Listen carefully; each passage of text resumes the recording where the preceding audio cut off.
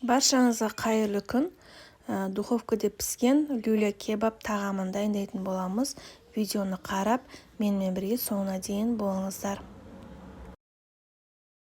Ең алдымен пюресін жасау үшін бізге осындай картошкалар қажет болады. Майда болса 2 бөлікке бөлеміз, ірі болса 3-4 бөлікке бөліп, суға салып пісіріп алатын боламыз. Менің арнама тіркелмесеңіздер, тіркеліп, лайк басып, комментарий бөліміне өзіңіздің пікіріңізді жазып кетіңіз. Қоңырауша белгісін басып қойыңыз. Келесі видео шыққан кезде сіздерге бірінші болып көрініп тұру үшін. Суымызды құйып, тұзымызды салып, газымызға қоя бастаймыз. Піскенше піскеннен кейін алып езетін боламыз. Люля кебаб дайындайтын боламыз. Бізге пияз, бір сәбіз, болгар бұрышы, бір картошка керек болады. Мен картошкаларым майда болғаннан кейін 2 картошка қостым. Осылай теркадан картошкамыз бен сәбізімізді өткізіп аламыз.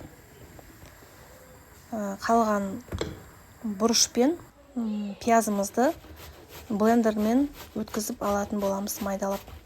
Менің арнамда бұдан да басқа торттар, ыстық тағамдар, салаттар, пирожнылар бар. Кіріп көріңіздер. Бұрышымызды ыңғайлап ірі қылып турап аламыз. Пиязымызды да солай ірі қылып турап аламыз. Блендермен өткізу үшін.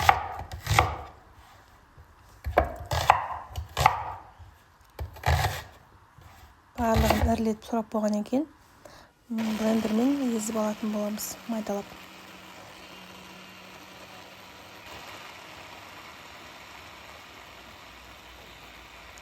Барлығын осылай майдалап турап алдық. Енді фаршымыз салатын боламыз. Дәміне қарай тұз, бұрышымыз саламыз. Одан кейін бір жұмыртқамызды салып, жақсылап араластырамыз. Барлық қажетті заттар тізімін описание бөліміне жазып қойдым. Сол жерден көрсеңіздер болады.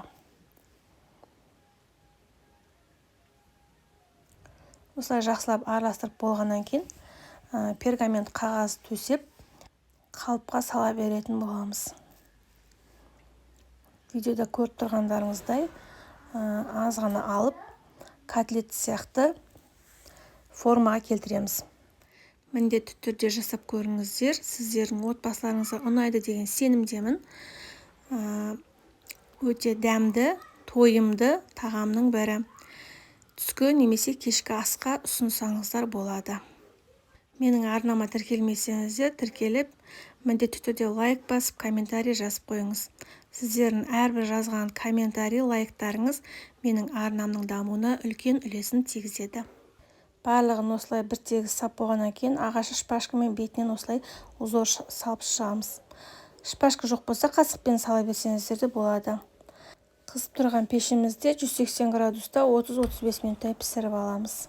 Әркімнің пеші әрқалай, сондықтан пештеріңізге қарай пісіре бересіздер. Біздің картошкаларымыз пісті. Майонез салып, жақсылап езіп аламыз. Негізі майонездің орнына сүт құйсаңыздар да болады. Осылай барлығын жақсылап езіп болғаннан кейін тарелкамызға салып ұсына береміз. Өте жұмсақ, нәзік болып шықты біздің пюреміз. Дайын болған пюремізді тарелкаға салып, жанына люля кебабымызды салып ұсына береміз. Осылай оңай дайындалады.